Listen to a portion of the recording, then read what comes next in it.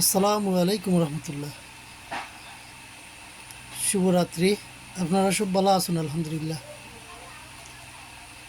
ভাই, আমরা পৃথিবীর সব মানুষ সব ব্যস্ত, সবে একমাত্র রুজির লাগি দেশ থেকে বিদেশ, বিদেশ থেকে আবার দেশও একমাত্র নিজের পেরেশানি কষ্ট সহ্য করা একমাত্র রুজির লাগি। ভাই, সবচেয়ে বড় দামি জিনিসটা আমরা জীবন থেকে যার গিয়ে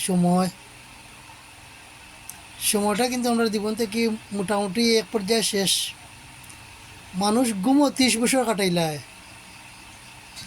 বাকি তো রইল আরও 30 বছর। মনতরও এক্সাম্পল, 30 বছর রইল, কিন্তু এই 30 বছরের ভিতরে মানুষের খানি আছে, জরুরত আছে, বিভিন্ন রকম পেরেশানি আছে। এর ভিতরে মনতর 15 বছর গেল গিয়ে, আরও 15 বছর রুজি রোজগার, কিন্তু কী তো হইব? ফায়দা ফায়দা তো কিচ্ছু নাই। আখার আগের মানুষ শেষ টাইম নিজের দেহ থেকে রুটা বাইর হয়ে দিব। এখন ভাই, সময়টা বড় মূল্যবান।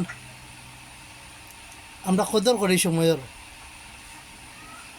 সময় জীবন থেকে ফাড়ি দিলার মানুষ হঠাৎ করে মৃত্যুবরণ করে, কিন্তু কেউ জানে না তার মৃত্যুর খবরটা কোন সময় দিয়ে আইব, আর কোন সময় মৃত্যু নামক এই রোগটা মানুষের শরীরও আঁকড়িয়া ধরব আর বাইর করিয়া নিব প্রাণ পাখিটা।